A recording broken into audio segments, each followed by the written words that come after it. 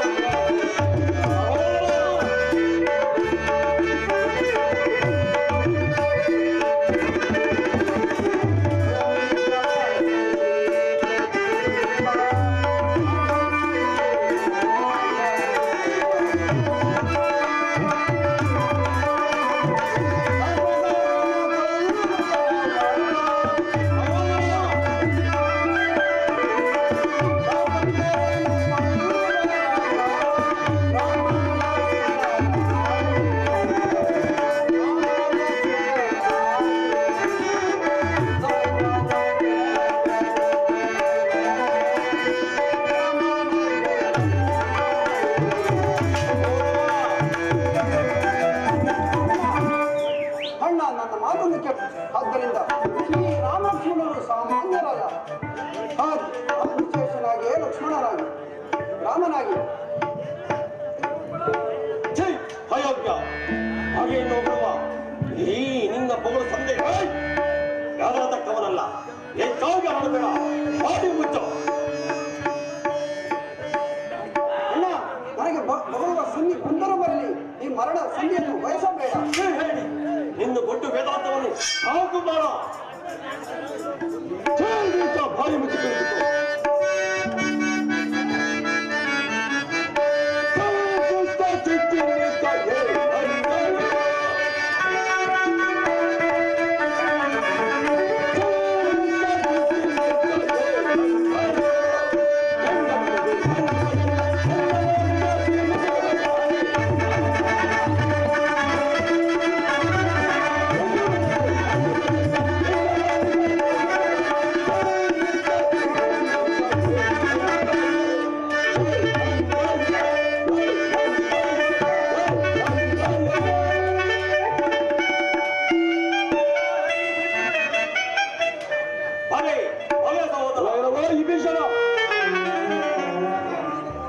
ನಮ್ಮ ವಂಶದಲ್ಲಿ ಜನಿಸಿ ನಮ್ಮ ಹೊರ ಹುಟ್ಟಿ ಈ ಮಾತನ್ನು ಮಾತಾಡುವುದಕ್ಕೆ ನಿನಗೆ ನಾಚಿಕೆ ಆಗೋದಿಲ್ಲವೇ?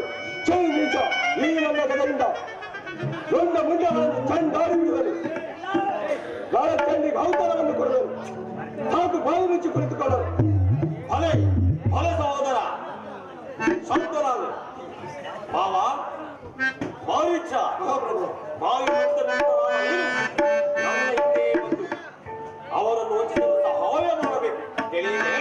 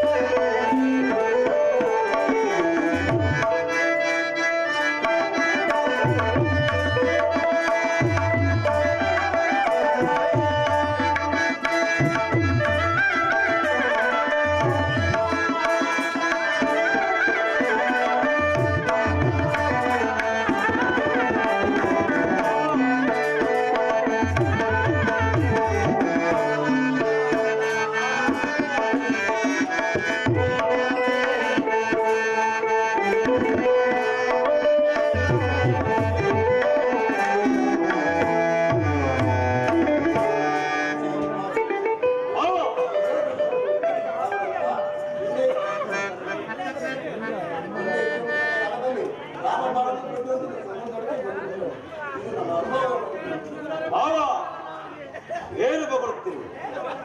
ನೀನು ಪ್ರಜೆ, ನಾನು ರಾಜ. ರಾಜನ ಈ ಮಾತನ್ನು ಪಾಲಿಸುವುದು ನಿನ್ನ ಕರ್ತವ್ಯ. ಇಲ್ಲವಾದರೆ ಈ ಮಗನಿಂದ ಅಂತರ.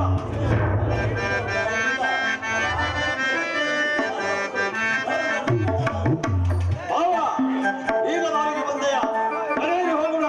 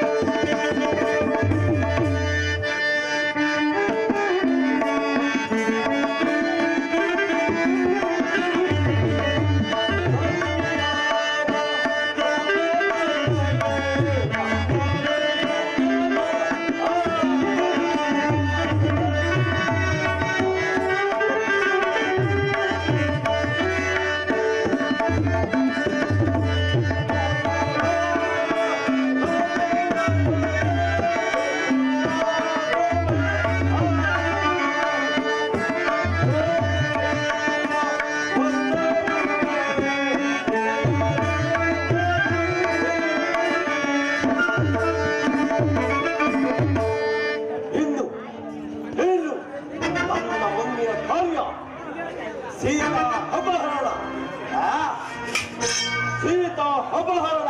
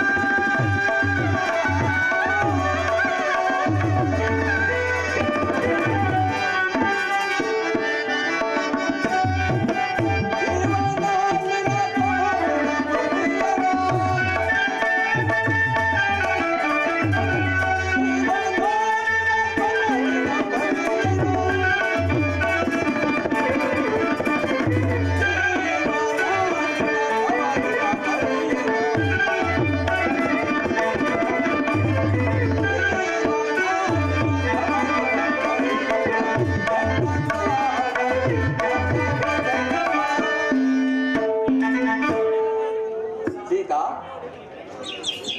ಈ ಪಂಚವಟಿಕೆಯನ್ನು ನೋಡಿದೆಯಾ? ಅರಣ್ಯವನ್ನು ನೋಡಿದೆ, ಎಷ್ಟೊಂದು ಮನೋಹರವಾಗಿರುವುದು. ಹೌದು ಸ್ವಾಮಿ, ಬಹಳ ಸುಂದರವಾಗಿರೋದು. ಪ್ರಾಣೇಶ್ವರ, ಅಲ್ಲಿ ಕಾಣುತ್ತಿರುವ ಕನಕಮಯವಾದ ಸಾರಂಗವನ್ನು ನೋಡಿದಿರಾ? ಎಷ್ಟೊಂದು ಸುಂದರವಾಗಿರುವುದು. ಪ್ರಾಣೇಶ್ವರ,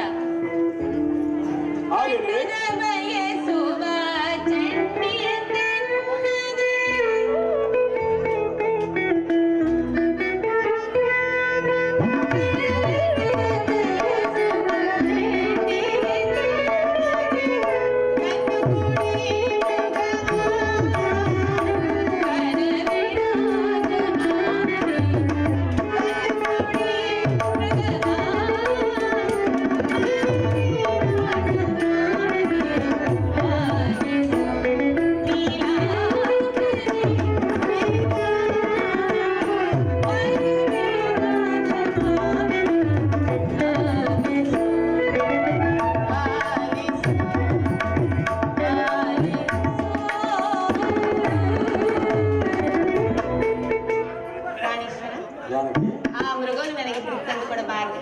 ನೀವು ಅದನ್ನು ತಂದು ಕೊಟ್ಟರೆ ಅದರ ಸಂಗಡ ಆಟವಾಡುತ್ತಾ ನನ್ನ ಬೇಸರವನ್ನು ಕಳೆಯುತ್ತೇನೆ ಸ್ವಾಮಿ. ಮಾರೀಚನೆಂಬ ರಾಕ್ಷಸನು ಮಾಯಾರೂಪದಿಂದ ತಿರುಗುತ್ತಿರುವುದನ್ನು ಅನೇಕ ವೇಳೆ ಕಳ್ಳನಷ್ಟೇ ಇದನ್ನು ನೀನೇಕೆ ವಿಶ್ವಾಸ ಬಿಡುವೆ? ಈಗ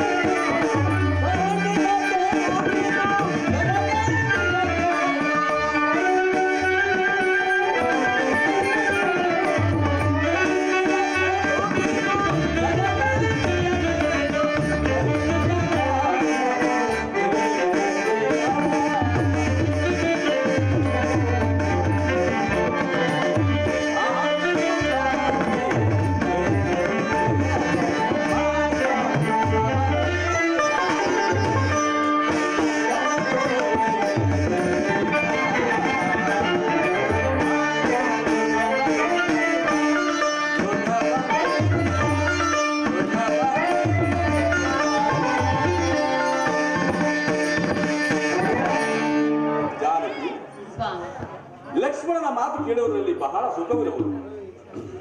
ಇದರಲ್ಲಿ ವಿಶ್ವಾಸವಿಡಲೇಕೆ? ಚಂದ್ರನಂತಕ್ಕಂಥ ಹೇಮ ಸಾರಂಗವನ್ನಾದರೂ ತಂದುಕೊಡ್ಬೇಕು. ಅದರ ಒಡವೆ ಬೇಡ, ನನ್ನ ಮಾತನ್ನು ಕೇಳು. ಪ್ರಾಣೇಶ್ವರ, ನಾನು ಬಯಸಿರುವ ಈ ಒಂದು ಮೃಗವನ್ನು ತಂದುಕೊಡದ ನೀವು ಏನು ಆ ಚಂದ್ರನಲ್ಲಿರುವ ಹೇಮ ಸಾರಂಗವನ್ನು ನನಗೆ ತಂದುಕೊಡುವಿರಾ? ತಂದುಕೊಡುವುದಾದ್ರೆ ನಾನು ಬಯಸಿರುವ ಈ ಮೃಗವನ್ನು ತಂದುಕೊಡು, ಇಲ್ಲವಾದರೆ ನಾನು ಆಹಾರಾದಿಗಳನ್ನು ಮುಟ್ಟುವುದಿಲ್ಲ. ಲಕ್ಷ್ಮಣ,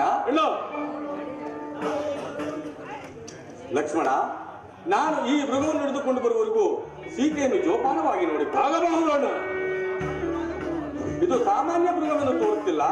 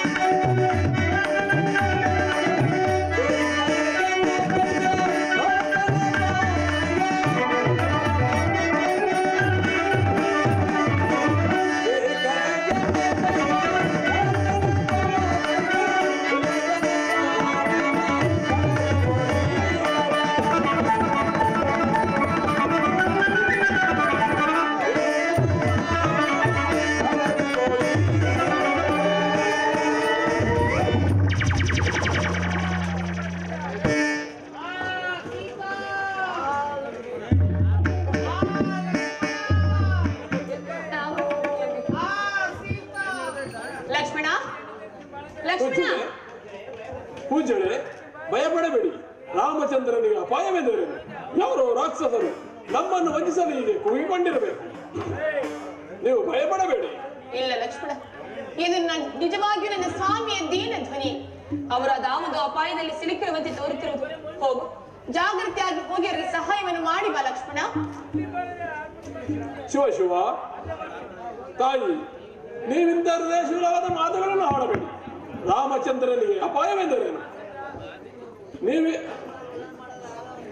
ಈ ಲೋಕದಲ್ಲಿ ಯಾರ್ತಾನೆ ಉಂಟು. ನಿಮ್ಮೋರ್ವರನ್ನು ಬಿಟ್ಟು ಹೋದರೆ ಅಣ್ಣನವರು ಏನೆಂಬರು ಎಂಬ ಸಂಕಟದಿಂದ ಅಳುತ್ತಿರುವೇನು ತಾಯಿ. ಲಕ್ಷ್ಮಣ, ಅಂತೂ ದಾಯಾದಿ ವಾತ್ಸರ್ಯವನ್ನು ತೋರಿಸಿಯೇ ಬಿಟ್ಟಿ. ಶಿವ ಶಿವ. ಹೌದು, ನನ್ನ ಸ್ವಾಮಿ ನನ್ನ ಬಳಿಯಲ್ಲಿ ಇಲ್ಲದಿರುವ ಸಮಯವನ್ನೇ ಸಾಧಿಸಿ ನೀನು ನೀನು ನನ್ನ ಮಾನಹರಣ ಮಾಡಲು ಯೋಚಿಸುವಂತಿದೆಯಲ್ಲ.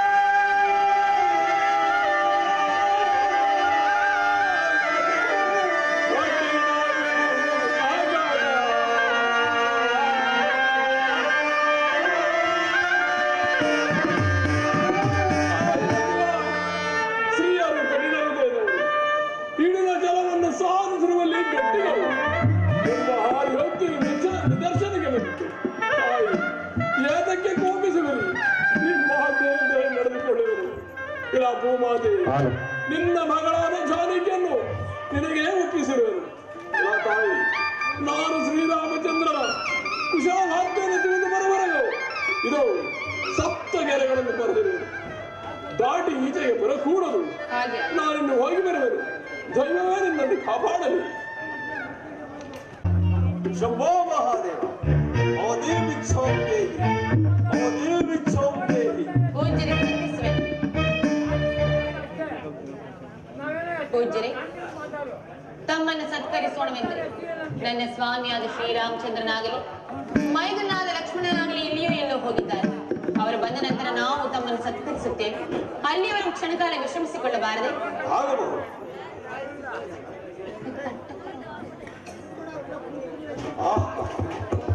ಲಕ್ಷ್ಮಣ, ಸಪ್ತಗೆರೆಗಳನ್ನು ಬರೆದಿರುವ ಲಕ್ಷ್ಮಣ, ನಿನ್ನ ಚಾತುರ್ಯತೆಯನ್ನು ಮೆಚ್ಚಿದೆ. ಫಲ ಫಲ.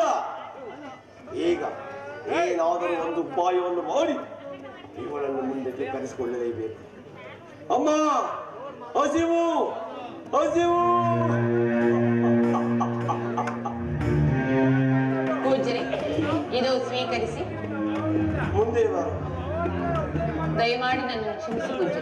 ನನ್ನ ಮೈದುನನಾದ ಲಕ್ಷ್ಮಣನು ಇಲ್ಲಿ ಸಪ್ತ ಋಷಿಗಳ ಆಜ್ಞೆಯನ್ನು ಬರೆದು ಹೋಗಿದ್ದಾರೆ. ನಾನು ಅದನ್ನು ಮೀರಿ ನಡೆಯುವಂತಿಲ್ಲ.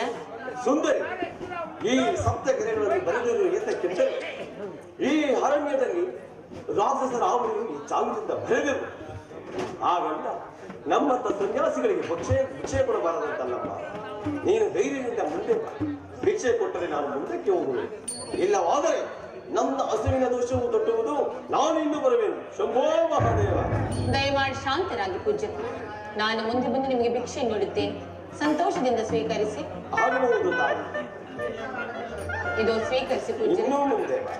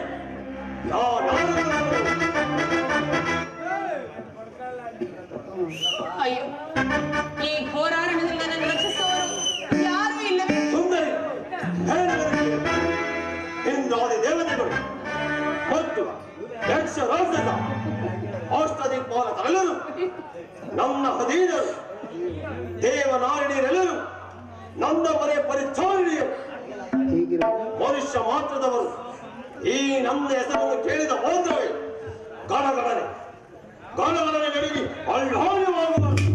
ರಾಮಚಂದ್ರ ನನ್ನ ಹೀಗಿರುವಲ್ಲಿ ಜಾನಕಿ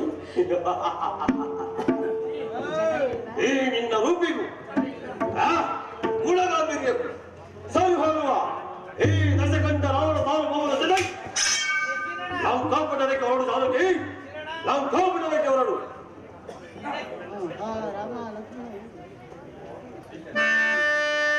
ಆಹಾ, ಇದೇನು ನನ್ನ ಮಿತ್ರರಾದ ದಶರಥನ ಹೆಸರನ್ನು ಸ್ಮರಿಸುತ್ತಾ ರೋಧಿಸುತ್ತಿರುವರಲ್ಲ. ಓಹೋ, ರಾವಣನು. ಎಲ್ಲವೋ ರಾವಣ, ಈಕೆ ಯಾರು? ಈ ರೀತಿ ಸೆಳೆದುಕೊಂಡು ಹೋಗಲು ಕಾರಣವೇನು? ಹತ್ತೆ ಓಹೋ, ಇವನು ದಶರಥ ಮಿತ್ರರಾದ ಜಟಾಯು, ಮಹಾಪರಾಕ್ರಮಶಾಲಿ. ಕಾರ್ಯ ಸಾಧನೆ ಮಾಡತಕ್ಕ ನಾನು ಈತನವೇ ಚರ್ಚೆ ಮಾಡುವುದಕ್ಕಿಂತ ಹೋಗುವುದ ಮೇಲಾಗಿರುವುದಲ್ಲ. ಗಲಭೆ ಹೂಬೆ, ಹೀಗೆ ನನ್ನ ಧರ್ಮಪತ್ನಿ ಛೀ ಪಾಪ. ಕಾರಣವೇನೋ? ಇಂತಹ ಸುಳ್ಳನ್ನಾಡಲು ನಾಚಿಕೆಯಾಗುವುದಿಲ್ಲವೇ ನಿನಗೆ? ಪಕ್ಷರಾಜ, ನಾನು ಶ್ರೀರಾಮಚಂದ್ರನ ಧರ್ಮಪತ್ನಿ. ನನ್ನನ್ನು ಸೀತಾ ಎಂದು ಕರೆಯುವರು. ನನ್ನ ಸ್ವಾಮಿಯು ನನ್ನ ಬಳಿ ನಿಲ್ಲದಿರುವ ಸಮಯವನ್ನೇ ಸಾಧಿಸಿ ಈ ಪಾಪಿಯು ನನ್ನನ್ನು ಅಪಹರಿಸಿಕೊಂಡು ಹೋಗಲು ಪ್ರಯತ್ನಿಸುತ್ತಿರುವರು. ದಯಮಾಡಿ ನನ್ನನ್ನು ರಕ್ಷಿಸು ಪಕ್ಷರಾಜ, ನನ್ನನ್ನು ರಕ್ಷಿಸು. ಎಲ್ಲವೋ ನಾರೀಶ್ವರ, ಜಗನ್ಮಾತೆಯಾದ ಸೀತಾದೇವಿಯನ್ನು ಅಪಹರಿಸಿಕೊಂಡು ಹೋಗುತ್ತಿರುವ ದುರಾತ್ಮ, ಯುದ್ಧಕ್ಕೆ ಸಿದ್ಧನಾಗೋ. ಗಲಭೆ ಸಪ್ತ ಸಮುದ್ರಗಳಲ್ಲಿ ಜಲಚರಗಳನ್ನು ತಿಂದು ಪ್ರಾಣವನ್ನು ಉಳಿಸಿಕೊಂಡಿರುವ ನೀರು ಈ ತ್ರಿಲೋಕಾಧಿಪತಿಯನ್ನು ಕೆಳಕೊಂಡು ಬಂದಿರುವೆಯಾ? ಹಾಗಾದರೆ ಸಿದ್ಧನಾಗೋ.